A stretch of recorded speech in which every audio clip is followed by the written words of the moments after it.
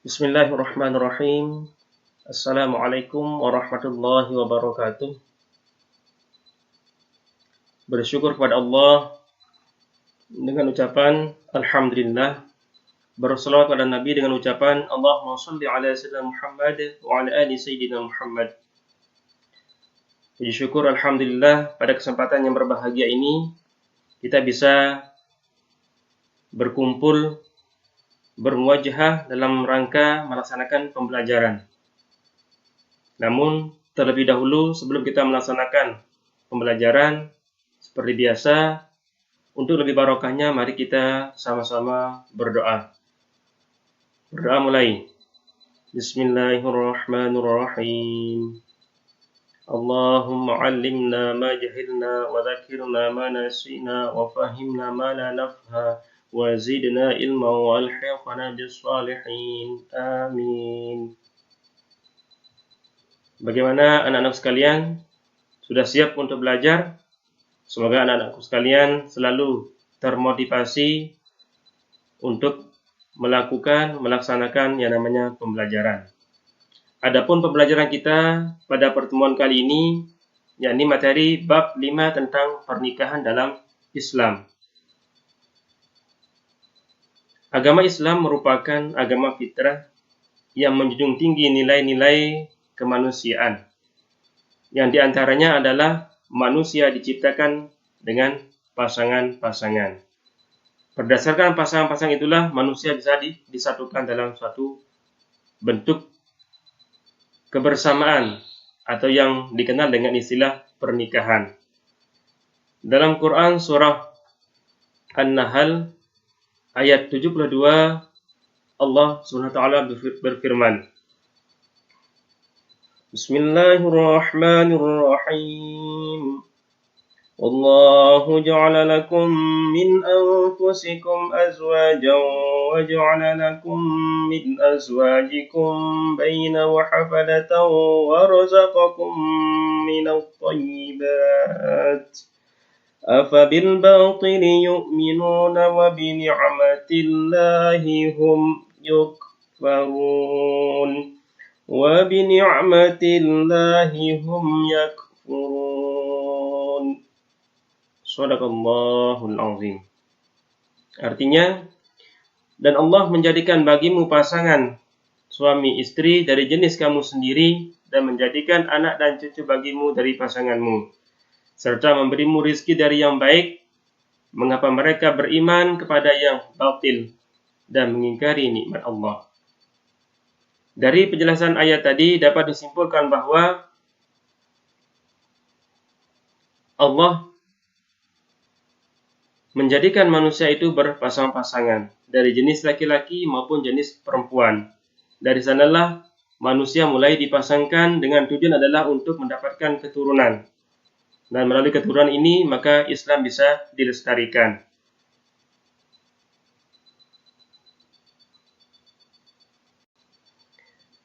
Baik anak-anakku sekalian, kita akan mulai kepada tahapan pembelajaran. Jadi, pertama kami sajikan tentang kompetensi dasar, tentang spiritual yang pertama, menghayati hikmah dari ketentuan pernikahan. Kemudian untuk nilai sosialnya adalah mengamalkan sikap taat sebagai implementasi dari pemahaman perkawinan dalam hukum Islam dan perundang-undangan. Kemudian tentang pengetahuan, menganalisis ketentuan perkawinan dalam hukum Islam dan perundang-undangan. Menyajikan hasil analisis praktik pernikahan yang sesuai dan yang tidak. Kemudian keterampilannya adalah menyajikan hasil analisis praktik pernikahan yang sesuai dan tidak sesuai dengan ketentuan hukum Islam yang terjadi di masyarakat.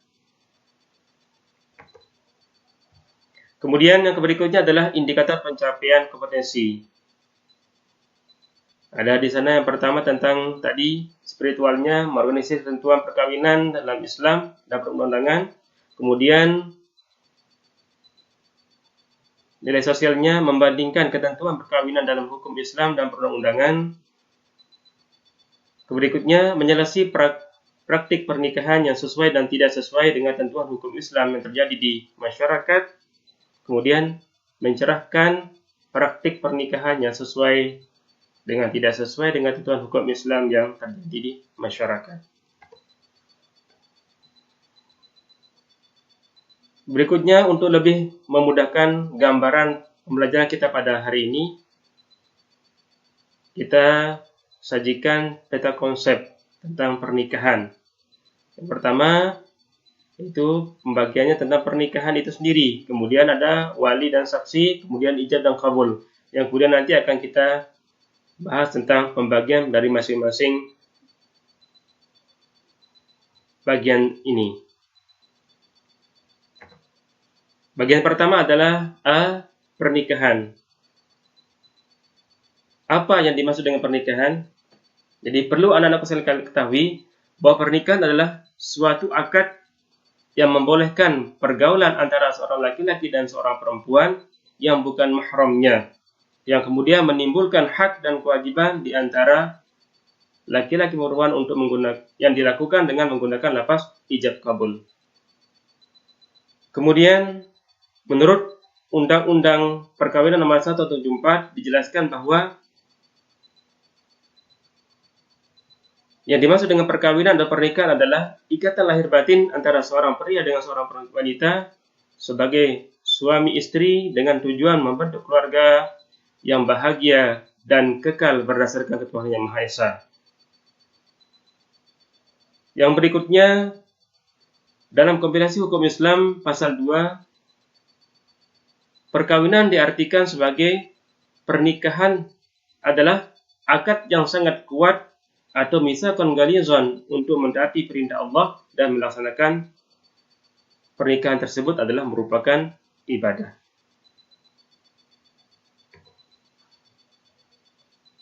Menurut pasal 3 KHI bahwa perkawinan bertujuan untuk mewujudkan kehidupan keluarga yang sakinah, mawaddah, dan rahmah. Kemudian dalam pasal 2 ayat 1 Undang-Undang tentang perkawinan menjelaskan dalam pasal 5-nya agar terjamin ketertiban perkawinan bagi masyarakat. Kemudian pencatatan perkawinan tersebut pada ayat 1 dilakukan oleh pegawai pencatat nikah sebagaimana yang diatur dalam Undang-Undang Nomor 22 Tahun 1946 dan Undang-Undang Nomor 32 Tahun 1954.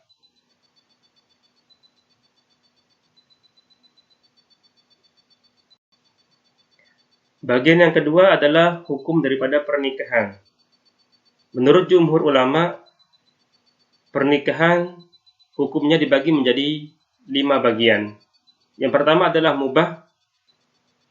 Mubah ini maksudnya adalah bagi orang yang tidak terdesak untuk melangsungkan pernikahan atau tidak ada hal-hal yang mewajibkan dia untuk menikah dan tidak ada hal yang mengharamkan dia untuk menikah, sehingga hukumnya menjadi mubah. Yang kedua, sunnah. Sunnah menikah bagi seseorang yang memiliki bekal untuk hidup berkeluarga yang tidak dikhawatirkan terjerumus dalam praktik perzinaan. Hukum yang ketiga adalah wajib. Menikah hukumnya wajib bagi seseorang yang telah mencapai kedewasaan dan khawatir dirinya akan terjerumus dalam perbuatan kezinaan atau hal-hal yang mengundang kemaksiatan. Hukum yang keempat adalah makruh. Makruh hukum menikah bagi orang yang tidak mempunyai bekal untuk menafkahi keluarganya. Kemudian yang kelima, hukum menikah itu adalah haram. Haram menikah bagi orang yang tujuannya tidak benar, tidak baik. Dalam artian di sini adalah menyakiti pasangan, mempermainkan pasangan dengan tujuan misalnya memeras hartanya dan lain-lainnya. Kemudian bagian berikutnya adalah meminang atau khitbah. Sebelum terjalin pernikahan, jadi ada proses yang namanya meminang atau khitbah. Meminang atau khitbah artinya adalah permintaan seorang laki-laki kepada seorang perempuan untuk menjadi pasangannya dengan cara yang umum yang terjadi di masyarakat. Di antaranya adalah cara pengajuan pinangan. Jadi wanita itu dibagi dua, ada yang sudah janda, ada yang janda, dan ada yang gadis. Beda cara peminangannya. Pinangan kepada gadis atau janda yang sudah habis masa iddahnya dinyatakan secara terang-terangan. Sedangkan pinangan kepada janda yang masih berada dalam masa iddah, talak bain atau yang ditinggal mati, tidak boleh dinyatakan secara terang-terangan, tapi boleh dengan secara sindiran. Kemudian perempuan yang boleh dipinang itu ada beberapa. Yang pertama, perempuan itu bukan berstatus sebagai istri orang lain. Kemudian perempuan itu tidak dalam masa iddah. Kemudian terakhir, perempuan itu belum dipinang orang lainnya. Kaitan tentang pinangan, maka seseorang diperbolehkan untuk melihat calon istri maupun calon suaminya. Pendapat para ulama tentang melihat calon istri maupun suami, yang pertama menurut jumhur berpendapat boleh melihat kedua telapak tangannya, karena dengan melihat kedua telapak tangannya dapat diketahui bagaimana kehalusan tubuh daripada pasangan. Kemudian menurut Abu Dawud berpendapat boleh melihat seluruh tubuh. Jadi melihat seluruh tubuh ini adalah tentunya dengan memakai perwakilan. Kemudian pendapat yang ketiga menurut Imam Abu Hanifah membolehkan melihat dua telapak tangan, telapak kaki, kemudian wajah atau muka.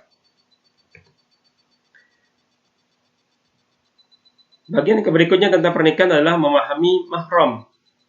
Mahram adalah orang, baik itu orang laki-laki maupun orang perempuan yang haram untuk dinikahi.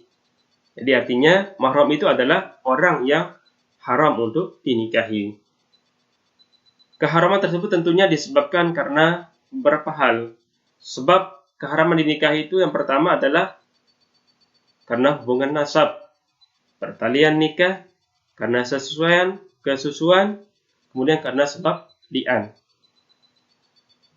Sebab yang pertama itu adalah sebab yang mengharamkan selamanya.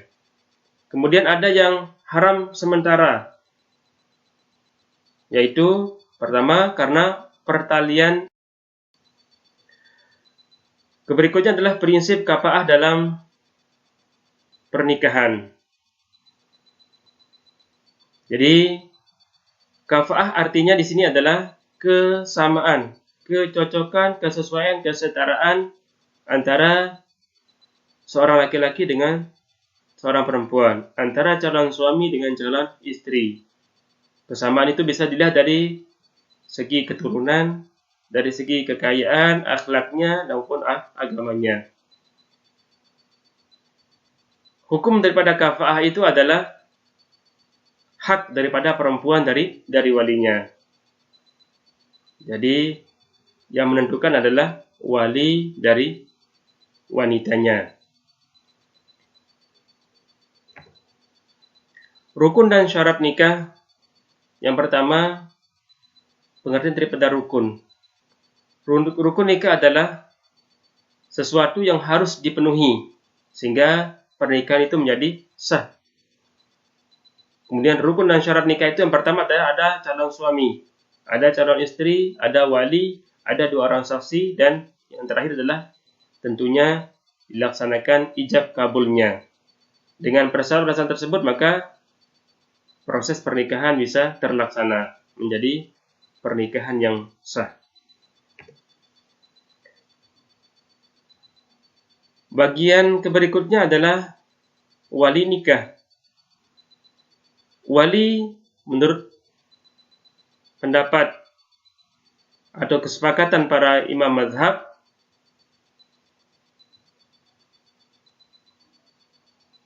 bahwa pernikahan adalah pengertian daripada wali nikah itu adalah wali yang melakukan akad nikah dengan pasangan laki-laki yang menjadi pilihan wanita yang dinikahkan. Kemudian kedudukan wali.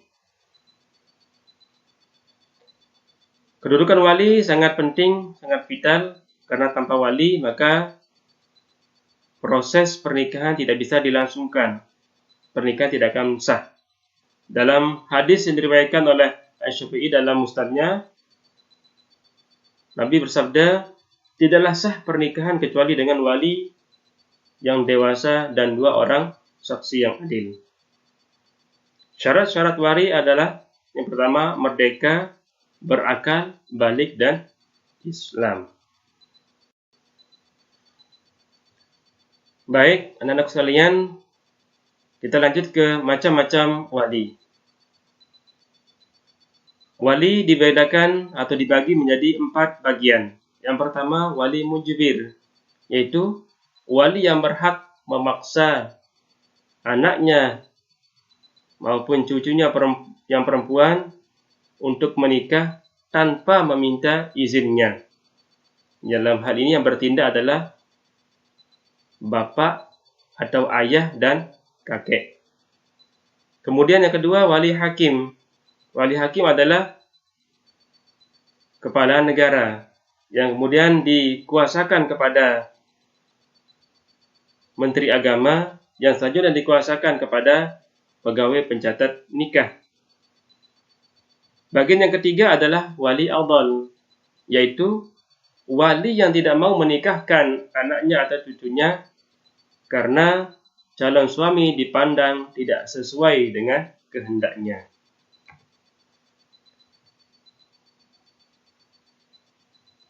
Poin berikutnya adalah tentang saksi nikah. Di sini ada kedudukan saksi. Jadi penting adanya saksi itu adalah untuk menghilangkan fitnah. Kemudian untuk lebih menguatkan janji suci pasangan.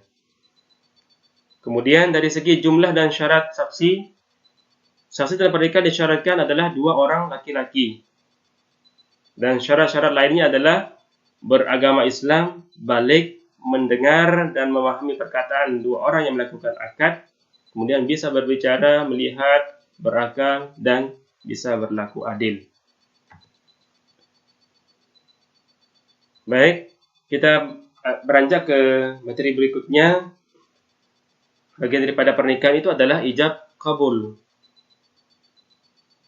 Ijab yaitu ucapan wali atau dari pihak wali, sedangkan kabul adalah ucapan pihak mempelai laki-laki atau bisa diwakilkan. Kemudian syarat-syarat daripada ijab kabul itu adalah yang pertama, orang yang berakal sudah tamyiz. Ijab kabul diucapkan dalam satu majelis, tidak ada pertentangan antara keduanya pasangan. Kemudian yang berakad adalah mendengar, memahami bahwa keduanya melakukan akad. Lafaz ijab kabul diucapkan dengan kata nikah atau tazwij. Kemudian tidak dibatasi dengan waktu tertentu, misalnya sebulan, setahun, dan seterusnya. Tidak ada batas dalam pernikahan.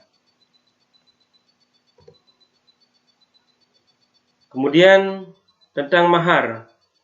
Mahar adalah pemberian pihak laki-laki, pihak suami kepada pihak istri karena sebab pernikahan. Dalam Al-Quran, Allah menjelaskan bahwa mas kawin itu diberikan oleh seorang laki-laki kepada seorang perempuan sebagai pemberian yang penuh dengan kerelaan. Kemudian terkait ukuran mahar, Rasulullah bersabda, sesungguhnya nikah yang paling diberkahi adalah yang paling sederhana maharnya. Jadi ketentuan besar daripada mahar itu tidak ada ketentuannya. Semakin sedikit mahar, maka semakin besar keberkahan yang akan didapatkan melalui pernikahan itu.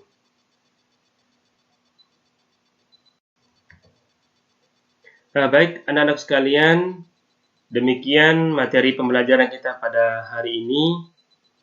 Semoga bisa difahami dan tentunya ini menjadi ilmu tambahan baru untuk mengarungi kehidupan ke depannya, sehingga tahu bentuk tanggung jawab besar dalam pernikahan. Jadi pernikahan itu bukan suatu main-main. Ada tanggung jawab yang melekat yang harus dilaksanakan. Dan itu tentunya butuh keilmuan, butuh pengalaman, dan butuh juga dari segi kesesuaian, kecocokan. Semoga pembelajaran pada hari ini memberikan manfaat yang besar untuk kita semua, dan semoga menjadi bagian catatan amal ibadah kita yang tentunya kita harapkan bisa bermanfaat kelak di yaumil qiyamah, di hari kemudian nanti. Akhir kalam, terima kasih atas segala perhatiannya. Wallahul muwaffiq ila sabilir rasyad. Assalamualaikum warahmatullahi wabarakatuh.